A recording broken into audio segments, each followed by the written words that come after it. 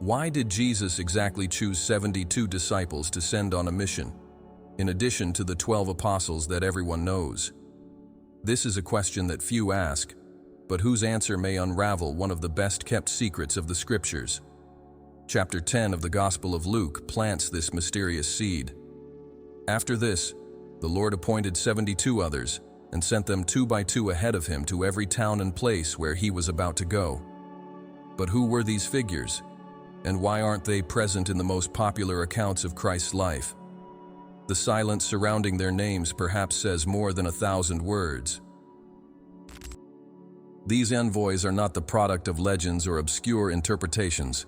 They are in the Scriptures, albeit briefly. And it is precisely this brevity that intrigues. If Jesus himself designated them to go ahead of him, which means they prepared the spiritual ground before his physical arrival, then we are talking about highly spiritually capable individuals. These 72 were more than just followers. They were initiates, guardians of a hidden task, connected to something much larger than traditional evangelization tends to suggest. In Jewish tradition, the number 72 holds sacred significance. It appears in Genesis as the number of nations originated after the flood, representing all of humanity. And here, Jesus sends out this same number of disciples, as if symbolically saying, "This is a call to the entire world." But was this choice merely symbolic? Or did he know exactly what he was doing, resorting to a number that echoes in the soul of humanity's oldest esoteric systems? By sending them 2 by 2, he was also respecting an ancient practice of initiatory schools, where learning and spiritual awakening are enhanced by the energy exchange between pairs. This was not mere logistics, it was spiritual science. Just like in Egyptian temples and Druidic rituals, the pairs supported, mirrored, and mutually amplified their light. By acting this way, Jesus was not only preparing them for an external mission, but also for a profound process of inner transmutation. Few ask themselves, why is almost nothing said about what happened to these 72 after the mission? Were they forgotten? Were they silenced? Or, a more intriguing hypothesis, was their mission so sacred and secret that it could never be recorded in the traditional patterns of history? This is where we enter the territory of hidden orders, silent missions, and the work of masters who operate behind the scenes of humanity's spiritual evolution. For many scholars of mystical traditions, the 72 represent a hidden, almost ethereal body of light servers operating on parallel planes. They did not seek fame, nor did they leave letters or gospels in their names. Their mission was different: to vibrate, prepare, sow consciousness. They embodied the spirit of the mission, not the glory of the pulpit. This explains why their stories do not appear among the evangelists or canonical apostles. They did not belong to the external narrative, but to the internal mission of the cosmic Christ. Numerology also sheds light on this choice. 7 + 2 = 9, the number of spiritual completeness, of the final initiation, of birth after the full cycle. And 72 is also a divisor of the 360 degrees of the zodiac, as if the disciples were points of a spiritual mandala, scattered around the world to harmonize the energies of the peoples. Each of them, a spark, a guardian of a part of the whole. It is impossible to ignore the similarity between this group and the ancient mystery fraternities, where knowledge was not transmitted through books, but through direct experience, living, and internal revelation. Jesus, with his wisdom beyond time, may have given these men and women, yes, for there are indications that there were also women among the 72, a direct, almost shamanic instruction, so that they could carry a spiritual seed to the heart of emerging civilizations. Some say that some of these disciples went to India, others to North Africa, and even to ancient Europe, places where spiritual seeds later blossomed into forms such as Sufism, Catharism, and other mystical currents that challenged dogma and embraced transcendence. Could these be echoes of the original mission of the 72nd? Fragments of a larger plan that began in silence, but never ceased to operate? Even more surprising is to consider that perhaps this order has never ceased to exist. That perhaps in each era, in each significant transition of humanity, a new generation of 72 is awakened to continue the invisible work of preparing the way. They do not appear on television, nor do they stand on stages, but they tirelessly work to raise the planet's vibration, protect consciousness, and keep the flame of the inner Christ alive. Jesus' choice was not random. He knew the cycles, the numbers, the archetypes. He knew that for an eternal work, it was necessary to plant invisible seeds, and these seeds became deep roots in distant cultures and times.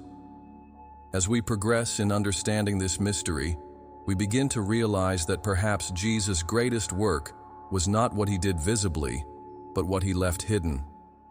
And the sending of the 72 is perhaps the greatest spiritual enigma in history. And so our journey through this mystery begins. The 72 did not disappear. They simply followed a path that could not be seen with the eyes, but only with an awakened heart. And if this order still pulses in the invisible, who are they today? The number 72 does not appear in the scriptures by chance. It vibrates like a sacred code that crosses traditions, continents, and millennia.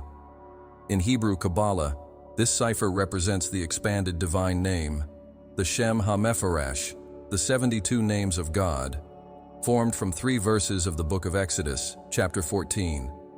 Each name is composed of 3 Hebrew letters, and each one carries a specific spiritual frequency, a cosmic function, a key to access different dimensions of reality.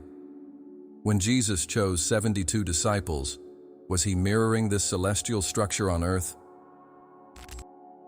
The Jewish mystical tradition teaches that God's name is not just a sound, but an energy field. The 72 names are living forces, divine intelligences that operate behind the scenes of creation. By aligning this number with his mission, Jesus may have been restoring an ancient bridge between heaven and earth, as if each of the 72 disciples represented an aspect of this divine manifestation, a channel for a specific quality of divine light to flow upon the world. The symbolism goes beyond. In the structure of Egyptian traditions, especially in the Book of the Dead, we find references to the judgment of souls before 72 divine judges. In Egyptian cosmology, the number 72 also appears associated with celestial cycles. 72 years is the time it takes for a star to move 1 degree in the precession of the equinoxes, a bridge between earthly time and the movements of the sky. Jesus, always intimate with the hidden codes of antiquity, did not operate outside of these knowledges. He transcended and reactivated them with new light. Esoteric authors of the Renaissance, such as Cornelius Agrippa and Ramon Lull, delved deeply into the hidden meanings of the number 72. For them, the names of God contained not only spiritual power, but also operative capabilities, being used in alchemy, invocations, and spiritual activations.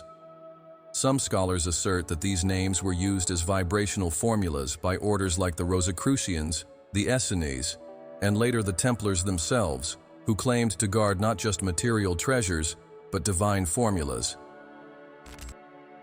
The Rosicrucians in particular saw the 72 names as a ladder between worlds, each name a note in the cosmic symphony of creation, and each disciple an instrument tuned by Jesus to intone this invisible melody in the earthly world. Could it be that the mission of the 72 was to restore the harmony of the spiritual spheres? To plant vibrations in specific places, like acupuncture points on the planetary body? The Hermetic tradition reminds us that, as above, so below. And in this reflection, Jesus' envoys may have been more than preachers. They were living instruments of the divine sound. And there is something even more impressive. Geometry. The circle, symbol of eternity and the divine, has 360 degrees, and 360 divided by 5 results in 72. Each fifth of the sky was represented, in ancient astrology, by a guardian, an energy. In astrological and magical texts from antiquity, such as medieval grimoires and Chaldean treatises, the 72 celestial spirits, and their shadowy equivalents, were recognized as powers that could be accessed, but also required spiritual and moral preparation. In the popular Christian tradition, much of this was silenced, labeled as dangerous occultism. However, the mystics knew that these keys were there not for manipulation, but for attunement. Jesus was not oblivious to this knowledge.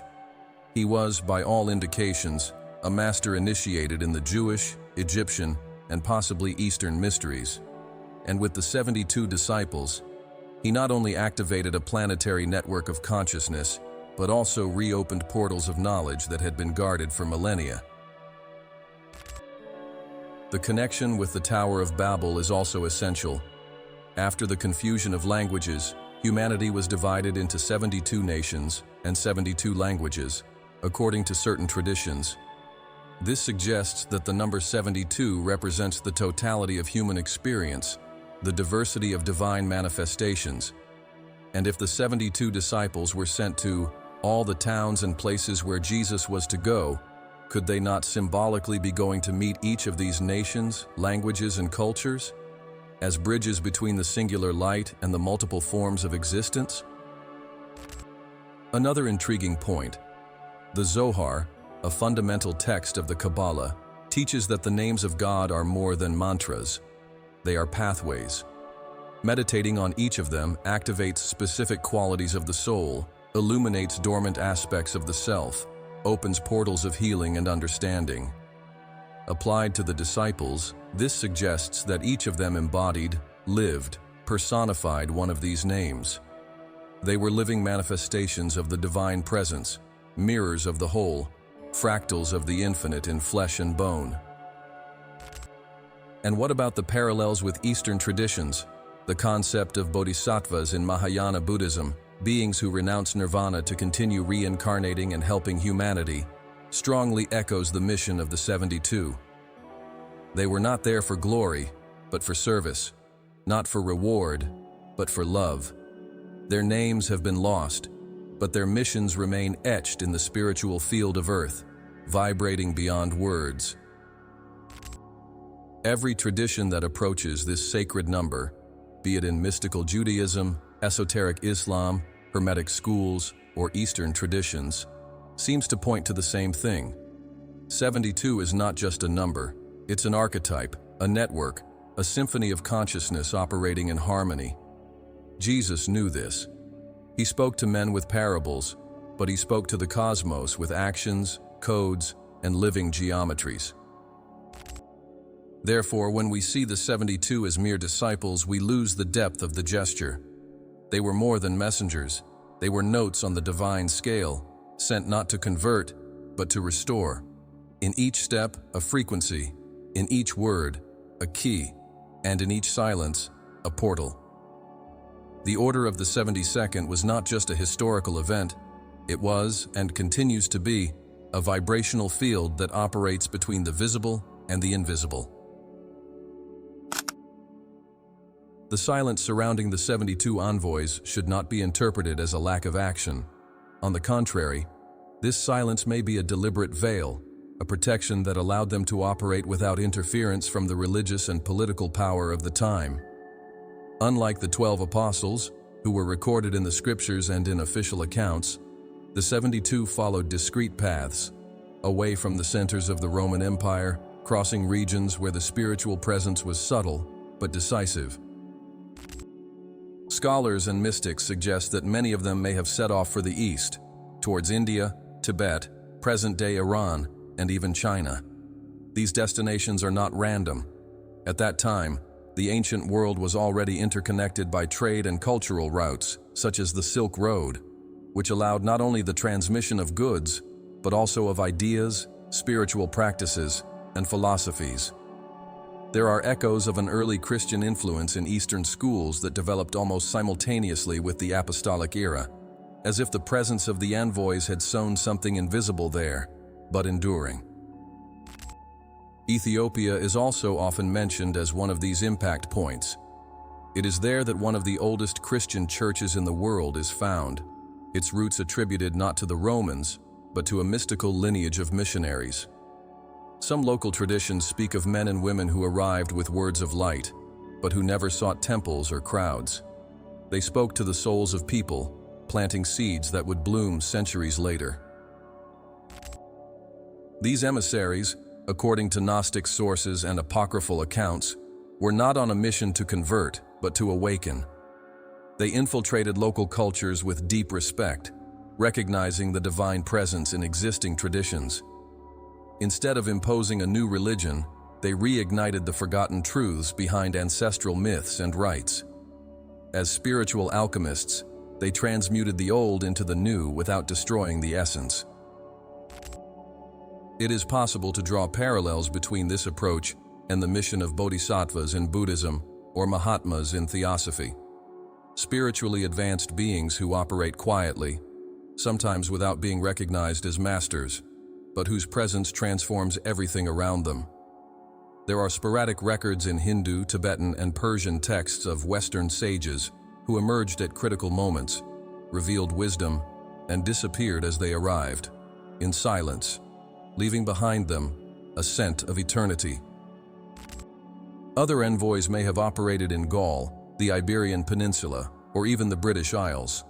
In these regions, which would later become the stage for the emergence of mystical traditions such as Christianized Druidism and the Cathars, there are myths of enigmatic figures who brought revolutionary teachings, rejected by the official church, but deeply rooted in the practices of the people. Could they have been manifestations of the same invisible network initiated by Jesus? Some clues are in the apocryphal Gospels, such as those of Thomas and Philip. These texts, rejected by Roman Orthodoxy, speak of more internal, more symbolic, more transformative teachings, exactly the type of content one would expect from someone who received direct instruction from Jesus, but to act far from power structures. In them, the kingdom of God is not in temples or in the future, but within man. It's an inner revolution. The question that persists is, why is so little known about them? The answer may lie in the very way they operated. These disciples were trained to act as agents of the invisible. They knew that true transformation does not come from external imposition, but from internal combustion. They were masters of silence, presence, vibration. They didn't need to speak much. Their own energy was the teaching.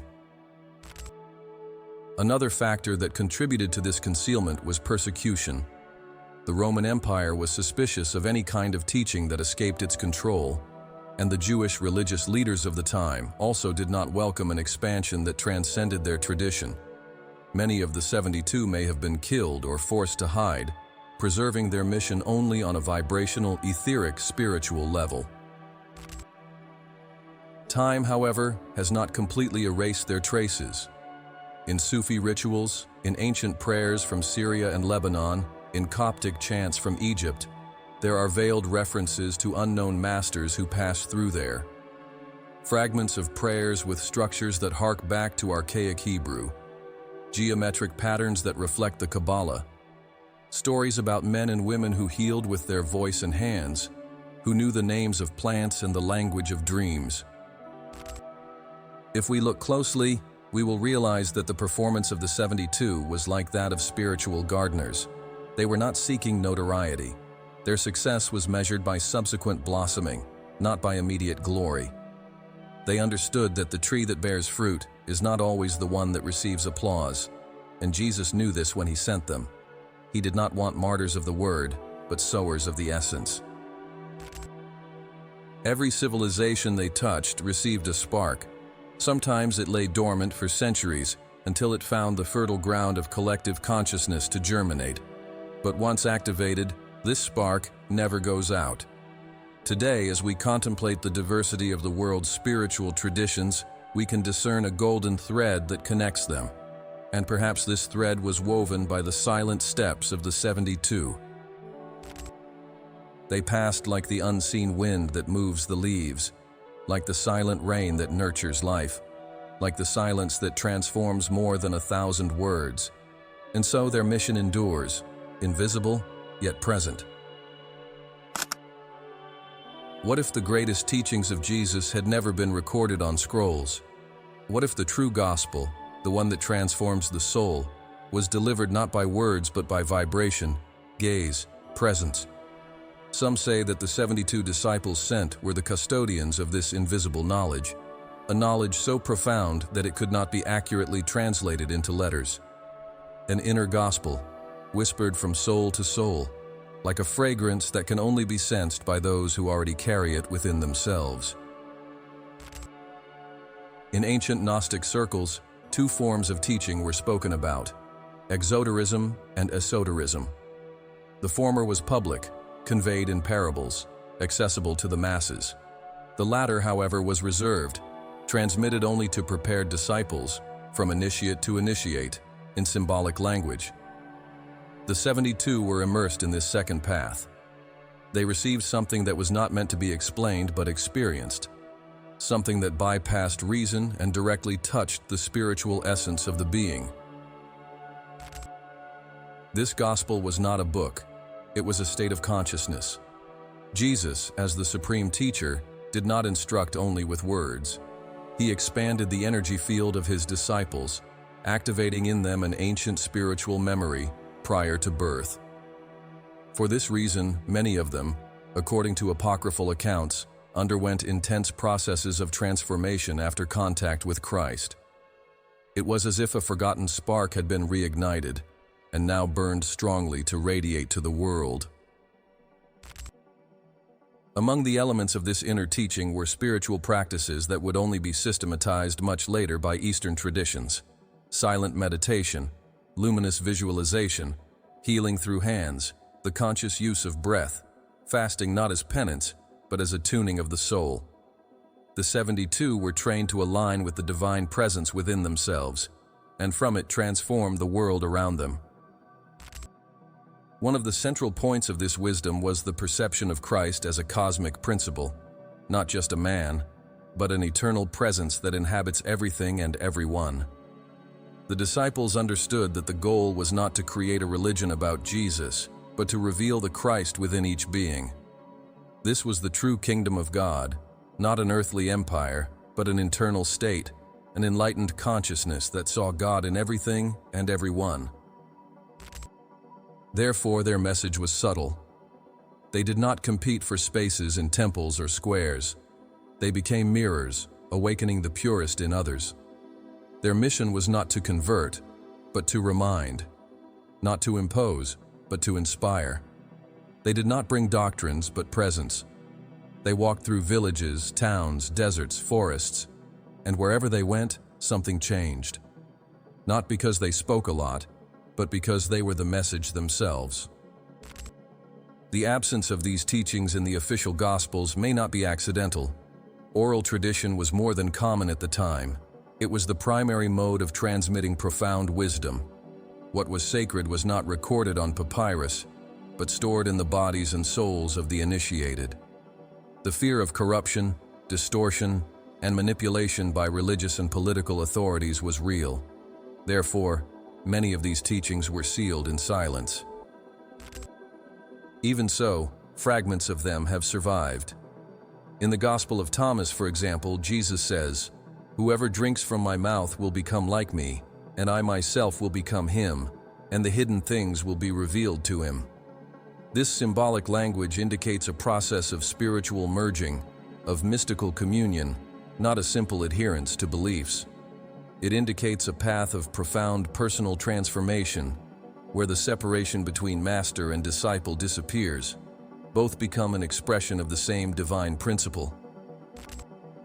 The practice of silence was another key. In many spiritual traditions, silence is seen not as the absence of sound, but as the full presence of God. The 72 learned to quiet the ego, the mind, the noise of the world, to hear the voice that speaks within each soul. This kind of listening cannot be taught in speeches. It is only possible through direct experience. And that's why their teachings survived even without being written down. They were planted in human hearts, and that's where they continue to echo. The practices they used were later recognized in mystical schools of Syria, Armenia, Ethiopia, and even in Asia Minor. There are accounts of groups gathering in caves, away from the eyes of the empire, to perform rituals connecting with the inner Christ, using chants, breathwork, and geometric symbols. These practices parallel what would later become known as hesychasm, a stream of mystical prayer in Orthodox Christianity based on sacred repetition and the pursuit of inner light. It is possible that some of these teachings have been preserved in hidden codes within art, architecture, and sacred music. As if the 72nd, realizing that the world was not yet ready to receive everything openly, had scattered clues that could only be deciphered by those who vibrated at the same frequency. Thus were born mandalas, hymns, labyrinths, and symbols that resonate truths beyond reason. And here is the most sensitive point. Perhaps this gospel is still alive, not in texts, but in the spiritual experiences that each one of us can have. Maybe the 72 were not just transmitters, but activators. And their legacy is only completed when someone, today, in this time, awakens and begins to listen to this inner voice. They may have disappeared from history, but their gospel continues to be written, line by line, within each awakened soul. Finally, this is the true revolution that Jesus began with the 72. Not to establish an earthly empire, but to inaugurate a path of silent, individual, and transformative inner awakening. A gospel without temples, without dogmas, without borders. A living, pulsating gospel that reveals itself to those who have eyes to see and ears to hear. And above all, courage to feel. Although the names of the 72 disciples have not traversed the centuries with the clarity of the 12 apostles, their legacy may have perpetuated even more deeply, through silent spiritual lineages that echoed their practices, their teachings, and their mission. These heirs did not proclaim themselves as such, for they understood the value of concealment. Their strength was in discretion, in fidelity to the essence, and not to public recognition. And that is why, even shrouded in mystery, their signs appear in the most unexpected places. Some of these lineages began to emerge shortly after the physical departure of Jesus. The first Gnostic communities, such as the Ophites, the Valentinians, and the Sethians, preserved a spiritual vision of Christ that went beyond the sacrifice on the cross. They taught about the inner light, self-knowledge as a path to salvation, and the idea that the material world was just a distorted mirror of higher realities. Many scholars believe that these groups were founded by disciples who had received direct teachings from the 72, those who guarded the inner gospel. These communities were systematically persecuted, both by Rome and the emerging church. But, like seeds scattered in the wind, they spread their fruits to different regions. In Persia, the Manichaeans emerged, who combined elements of esoteric Christianity with Buddhist and Zoroastrian influences. Mani, their founder, claimed to have received revelations from a master of light. Could he be a direct heir of the lineage of the 72? His teachings spoke about duality, light and darkness, soul and matter, and awakening as a sacred mission. Crossing the centuries, we also find the Cathars in medieval France, one of the purest expressions of initiatory Christianity. They rejected the authority of the Roman Church, preached simplicity, self-control, reincarnation, and the idea that Christ had not come to establish a religion, but to remind humanity of its divine origin. The Cathars spoke of good men and good Christians, people who followed a high moral code and prepared themselves spiritually to return to the source.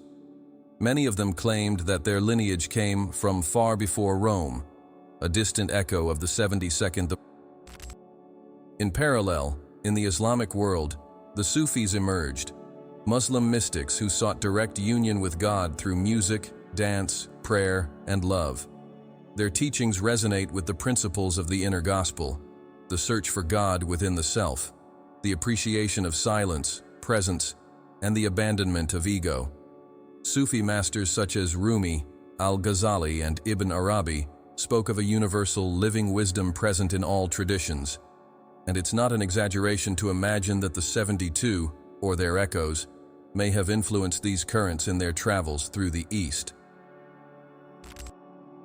In medieval Europe, the emergence of initiatory orders such as the Templars, the Rosicrucians, and later the spiritual Masons, brought to light symbols, rituals, and practices that do not have their origin explained in the official Christian tradition. These orders spoke of a primitive tradition prior to dogmas and institutional structures. They preserved the symbol of the rose, the cross, the Grail, Jacob's ladder, the 72 names of God. It is not by chance.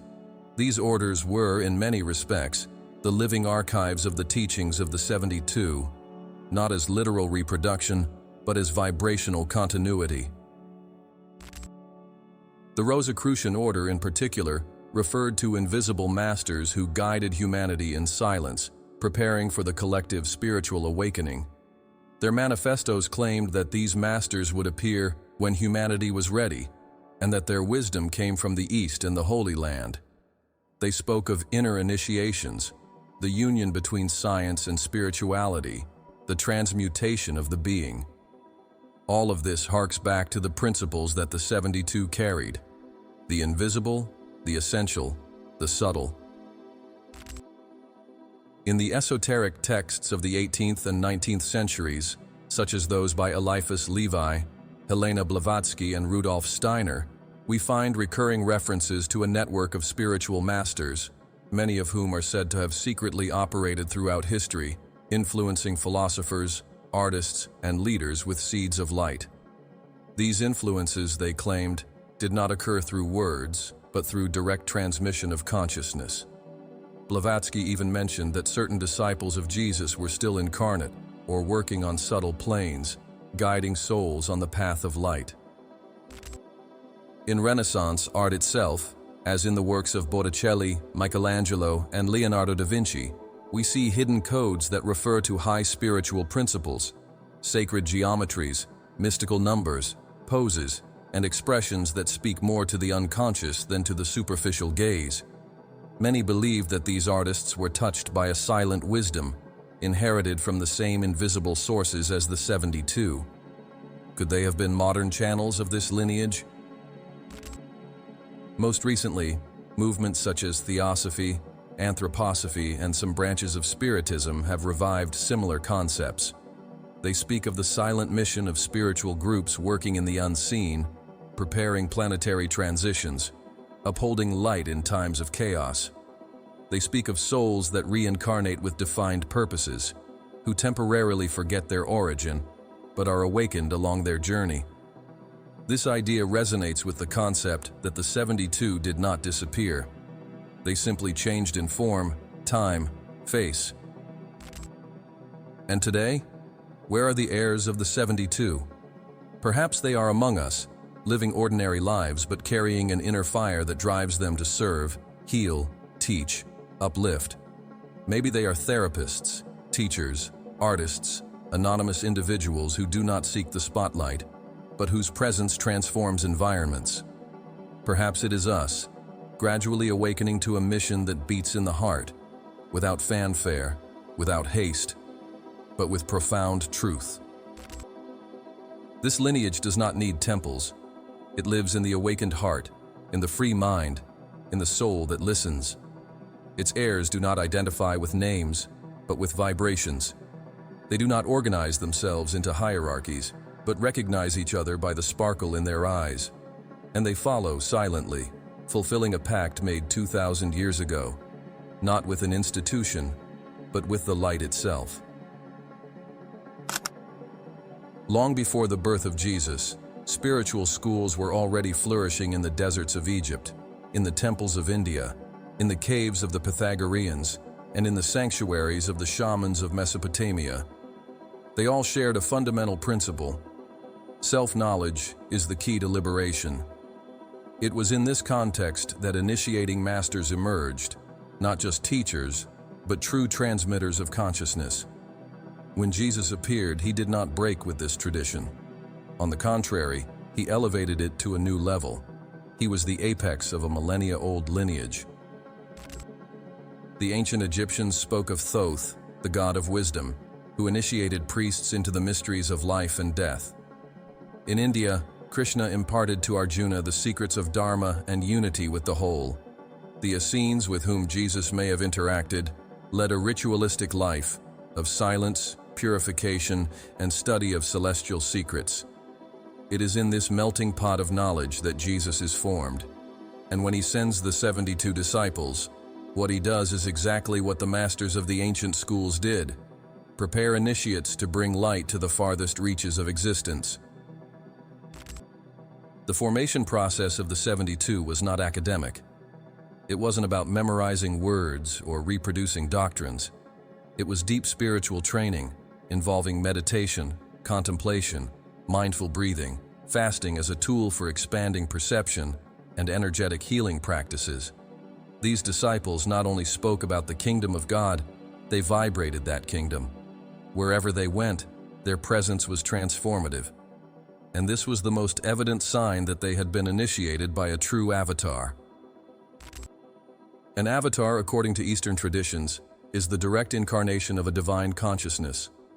It is not just an enlightened one, but a living bridge between heaven and earth. Krishna, Buddha, and others were seen in this way. Jesus, in this sense, was more than a prophet. He was the manifestation of the Logos, the creating word. And for this reason, his mission was not to create dogmas, but to awaken dormant consciousnesses. As a master initiator, he did not just transmit knowledge, he transferred states of being. Among the 72, this initiation took place in a veiled way. Few knew what they were truly receiving, but they felt in their bodies, in their souls, the change. It was as if a new perception opened up, revealing that the material world was merely a thin layer over the spiritual reality. Jesus didn't teach theories, he provoked epiphanies. In his presence, time stood still.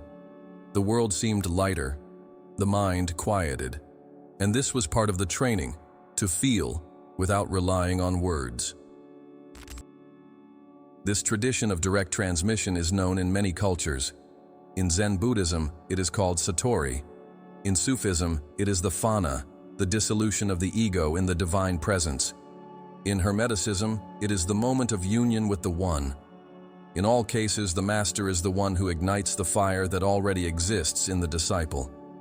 Jesus kindled this fire with his presence, his voice, his gaze.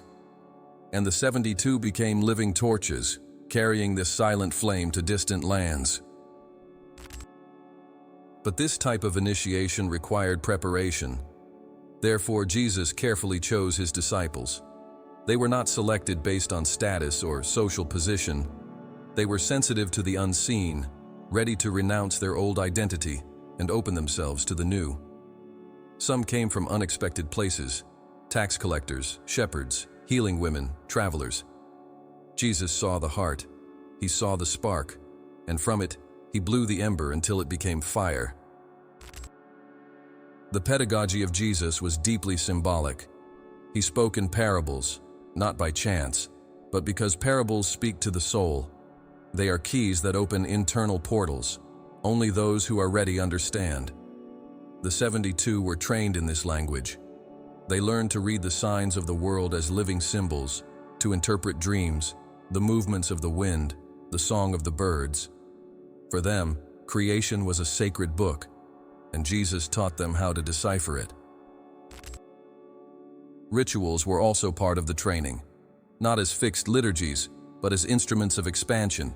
The sharing of bread and wine, the gestures with hands, the healing touches, the river baths, the fasts in caves, all of this was part of the inner alchemy. Each act was loaded with intention. Every movement, a dance with the invisible. And every encounter with Jesus, a stage of initiation that marked the soul forever. There are reports that some of the 72 developed extraordinary abilities: spiritual vision, healing through words, aura reading, communication with the elements, not as a display of powers, but as natural reflections of a being aligning with the divine. Jesus taught them not to cling to these signs, but to move forward, always deeper. The true miracle, he said, was the transformation of the heart. This role as the initiating master led Jesus to be recognized, even in distant lands, as someone different. In India, records speak of a white prophet from the West who healed and taught about unity. In Egypt, priests claimed that an initiate of the ancient mysteries had returned. For the Essenes, he was the fulfillment of ancient prophecies. Everyone saw in him something that transcended any cultural boundary. And the 72 were his multipliers. Each one of them was like a small sun, reflecting the light of Christ, but with their own unique glow. They were not copies. They were unique expressions of the same principle. And this was also part of the initiation, recognizing oneself as a divine manifestation without losing humility, to serve without wanting to be adored, to heal without expecting applause, to teach without desiring disciples, to live the path, not just talk about it. This was the great revolution of Jesus, to reclaim the role of the initiating teacher, not as an authority, but as a mirror. He reminds us that true teaching is not what transforms the other, but what awakens what already lives within them. And the 72, as disciples of this eternal school, continue to radiate this wisdom to this day. Sometimes in silence, sometimes in dreams, always at the right time. Throughout the centuries, the world has witnessed remarkable events of spiritual renewal, eruptions of unexpected wisdom, inexplicable healings, and movements of inner freedom that seem to come from an unseen source. Many of these episodes carry the invisible signature of a silent force, of an order that never proclaimed itself, but was always active. Could these manifestations be echoes of the actions of the 72? Could they or their successors be behind these sacred interventions, discreetly guiding collective consciousness towards the light? Various historical accounts mention mysterious figures that appear in critical moments, bringing words of wisdom, offering healing or spiritual guidance, and disappearing without a trace. In the oral tradition of native peoples of South America, there are stories of men of light who arrived before the conquerors, speaking about the awakening of the heart. Could they be remnants of the lineage of the 72, operating in continents yet outside of the European map? The possibility, as fantastic as it may seem, resonates with the idea of a silent planetary mission. During the Middle Ages, in times of profound ignorance and repression, movements emerged that reclaimed high values such as purity, compassion, simplicity, and direct connection with the divine. An example are the Cathars previously mentioned, who appeared in the south of France advocating advanced ideas for the time, reincarnation, the role of women as spiritual guides, and liberation through inner light. These teachings did not arise by chance. It's as if seeds sown centuries before, perhaps by the very 72, were finally blossoming, silently, but powerfully. In the Orthodox Christian tradition, there is talk of startsi, spiritual masters of the desert, invisible to the world, but known for their healing abilities, wisdom, and compassion. Some were monks, others lived in forests or mountains. These beings did not seek disciples, but those who found them were profoundly transformed. Among the accounts, there are those that mention visions of light, accurate prophecies, and a presence that warmed the soul. Could these be manifestations of the same lineage that began with the 72? The Jewish Kabbalah also preserves a similar idea, that of the 36 righteous, the Lamed Vav Tzadikim, pure souls whose presence maintains the spiritual balance of the world. They do not know who they are and do not recognize themselves as masters, but they live in righteousness, love, and service. This mystical doctrine is akin to the mission of the 72, silent servers, working in the darkness to keep the light burning. Perhaps the number 36 represents a fragment of the larger mission of the 72, or is an adapted remnant of a later Jewish tradition. In Sufism, we find the Abdal, the substitutes, invisible spiritual guardians who appear in times of crisis and who spiritually sustain the earth. They are described as healers, travelers, poets, and even beggars, ordinary figures who carry an uncommon spark. This cross-sectional presence in so many traditions points to a universal spiritual reality. There are always emissaries of light among us, and they do not make a fuss. They live to serve. The love revolution of Francis of Assisi also shows signs of this influence. Francis was a reformer who never directly opposed the Church, but who lived on its margins, radiating compassion, humility, and unity with nature. It is said that he spoke with animals, healed with his voice, and saw Christ in everything. And he was followed by men and women who felt a different vibration in his presence. Could it be possible that his soul was one of the reincarnations of one of the 72? Or that he was under the guardianship of this invisible order? In the following centuries, figures such as Teresa of Avila, John of the Cross, Hildegard of Bingen, Meister Eckhart, and other mystics broke through dogmatic boundaries with their direct experience of the divine. They all spoke of inner silence, of the light that manifests in the heart, of love as the supreme law. To a greater or lesser extent, they were all persecuted, but they also all left a vibrant legacy, and perhaps they all drank from the same source that the 72 kept in silence. During the Renaissance, the explosion of wisdom that came with the rediscovery of the classics, sacred geometry, art as a spiritual path, and the human being as a microcosm of the universe also carries signs of this invisible presence. Leonardo da Vinci, for example, encoded spiritual teachings in his paintings. Botticelli, with his Spring and the Birth of Venus, activated hidden archetypes. These artists, more than geniuses, seem to be channels. Could they have been touched by heirs of the lineage of the 72? The presence of this order can also be felt in collective events.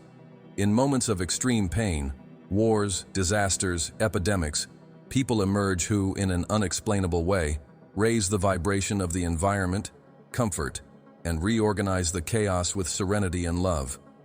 It could be a nurse, a spiritual leader, an elder, a child. What unites them is not the title, but the frequency. And this frequency carries the seal of the mission to awaken and serve. Even in our times, there are reports of encounters with mysterious figures. Someone who appears at the exact moment with the right word, a stranger who holds a hand in the moment of despair and then disappears, visions during sleep that leave indelible marks. These experiences, sometimes treated as anecdotes, may be traces of the invisible action of an order that has never ceased to exist, and it continues to operate where the light is most needed. The Order of the 72, if understood in its vibrational sense, has never been interrupted. It manifests when the human being is ready to see it. It acts when the heart is clean enough to welcome its presence. And its agents do not seek recognition, because true recognition comes from within. In every age, in every culture, in every corner of the planet they appear, not as saviors, but as mirrors of the light that we all carry. We live in an era of paradoxes. We've never been so connected, and at the same time, so isolated. Information circulates at unprecedented speeds, but wisdom seems increasingly rare.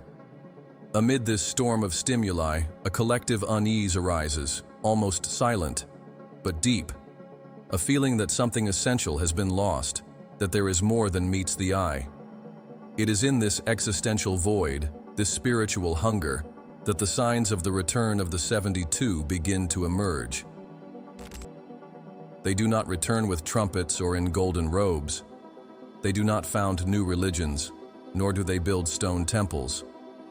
The return of the 72 occurs subtly, like a fragrance in the air, a forgotten memory that insinuates itself into the heart of the awakened. They are ordinary men and women, scattered around the world, who begin to feel an inexplicable inner calling, an urgency to serve, to heal, to bring light where there is pain. They do not know where this impulse comes from, but they know they can no longer ignore it. This call is not external. It doesn't come from books, gurus, or institutions. It arises in dreams, in moments of silence, in unexpected encounters. It's as if an ancient memory begins to awaken. Many of these individuals have never heard of the Order of the 72, and yet they act as if they have received the same instructions. They help without expecting anything in return. They heal with words. They see the invisible. They live with purpose even without fully understanding their role. One of the strongest signs of this return is the increase in spontaneous spiritual experiences. Ordinary people report lucid dreams, visions, intense synchronicities, feelings of luminous presence around them. They feel they are being guided, protected, inspired by something greater. Some develop healing gifts, others undergo intense internal transformations, and others still are driven to radically change their lives, as if they were being relocated on a silent mission. At the same time, we see the emergence of movements that reclaim essential values of the original mission: compassion, service, integrity, simplicity, reverence for life. These are integrative therapies, meditation practices, conscious education, spiritual activism. Although fragmented, all these movements share the same vibration, reconnecting the human to the sacred. It's as if the vibrational network of the 72 was reactivating, cell by cell, in the planetary body. Another indication of this return is the revaluation of silence, introspection, and spirituality free from dogmas. Large religious institutions are losing followers, while small groups gather to meditate, chant mantras, contemplate nature, seek elevated states of consciousness. There is a thirst for direct experiences with the divine, exactly the type of experience that the 72 cultivated. This movement is not against anything. It is in favor of reconnecting with the essence. Today's children and young people also demonstrate traits that point to this new mission. Many have heightened sensitivity, ecological awareness, deep empathy, and a distaste for lies and selfishness. They are like souls already connected to a higher frequency, just waiting for a fertile environment to flourish. Some spontaneously talk about complex spiritual realities, as if they were simply recalling what they already knew. The planet also seems to be aligned with this return. Environmental crises, pandemics, social instabilities, everything seems to conspire to shake humanity, to pull it out of inertia and force it to look inward. These shocks, as painful as they may be, serve as catalysts of consciousness. Amidst the chaos, the cry of the soul becomes more audible, and that's when the new envoys rise, not as saviors, but as beacons. The mission of the 72nd today is multifaceted: to assist in the collective awakening, to anchor high frequencies, to protect points of light, and to prepare consciousnesses for what is to come. They do not have a manual. They act on intuition, on synchronicity, on heart impulses. Some work in education, others in health, others in the arts. Some are visible, others operate in anonymity. But all feel within themselves that something greater is underway and that they are a part of it. There is no hierarchy, no titles, no dogmas. The only rule is the truth of the heart, and that's what unites them. They recognize each other by the look, by the vibration, by the lightness. They do not compete. They do not judge. They do not dispute space, because they know they are pieces of the same body, and that the mission is only accomplished when everyone acts in harmony. Therefore, the return of the 72 is not the emergence of a new sect or organized movement. It is the reactivation of a collective spiritual field, an inner call that resonates in thousands of souls around the world. The order does not need to be named, because it lives in vibration. And when the heart beats in the same rhythm of love, justice, compassion, and light, then it is already active. Perhaps you have felt this calling. Maybe something within you knows there is more, that there is a reason behind the pains, the quests, the restlessness, that your soul carries a memory, a code, a mission. If so, perhaps you are already living as one of the 72, and your silent presence may be igniting lights where there was once shadow.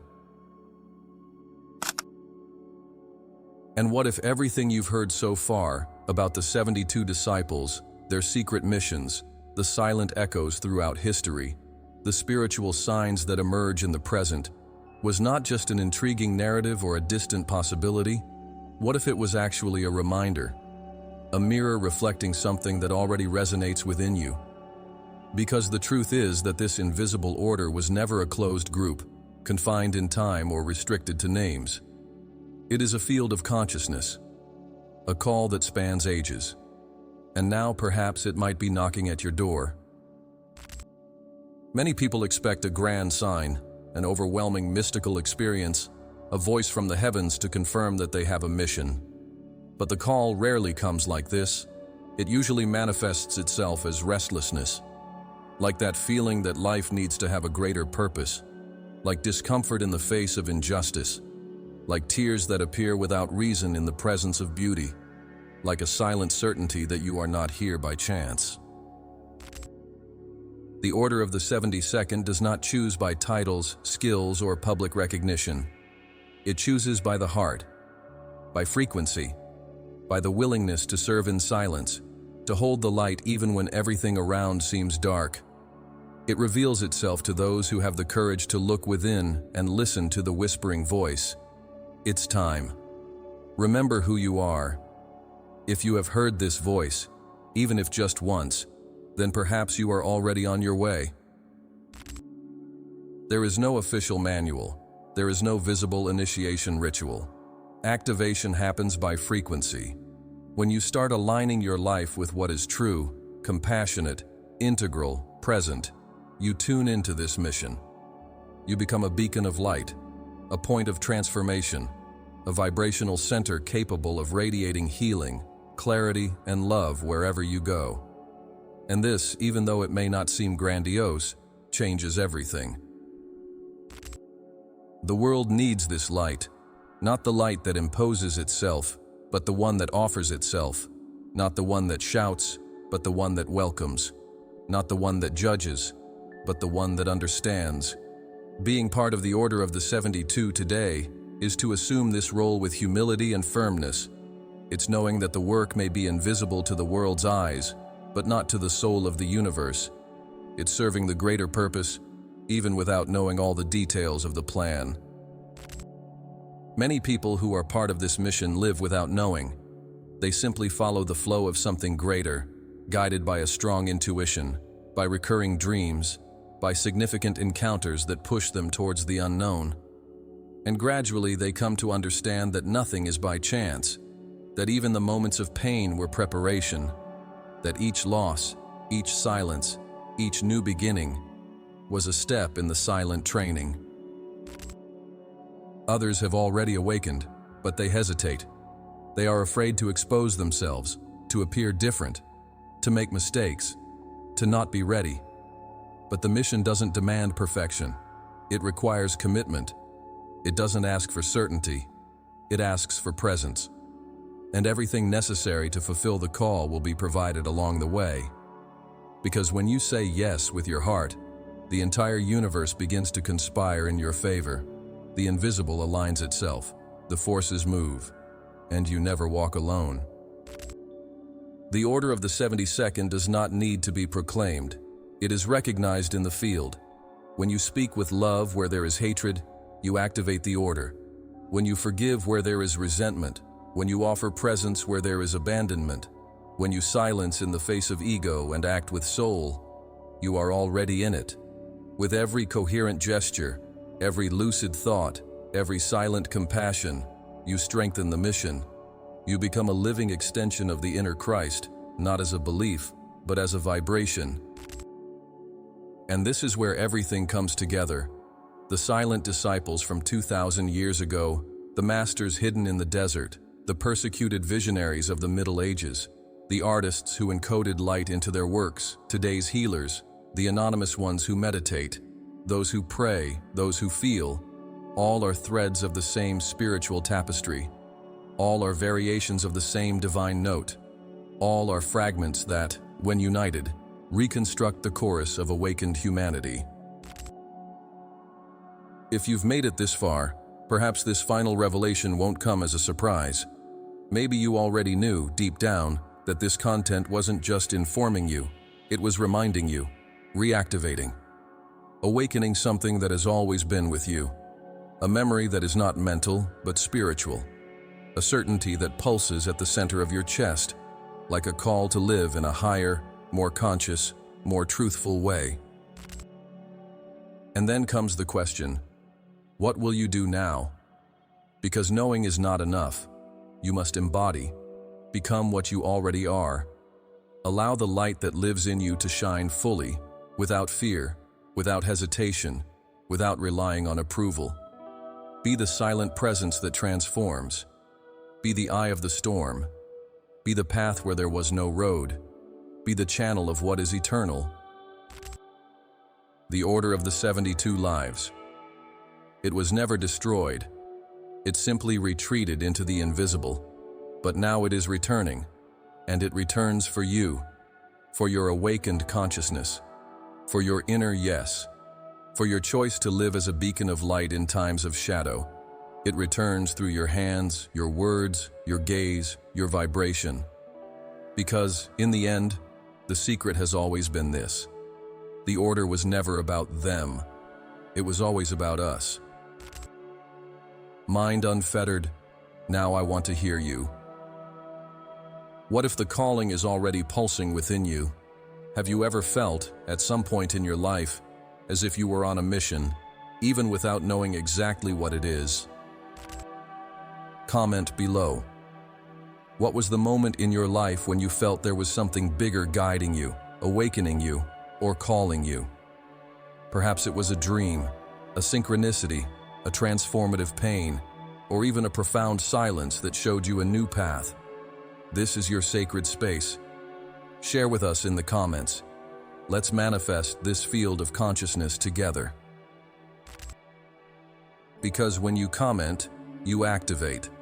When you write, you anchor your vibration in the present. And when others read, something in them also begins to awaken. We are a light egregore in formation. We are mind unfettered. And if this touched you, if you want to delve even deeper into this mystery, if you desire to understand why Jesus' true wisdom was erased from official history, and what the initiates really knew about the Brotherhood of Light, so you need to watch the next video that's right here on your screen now.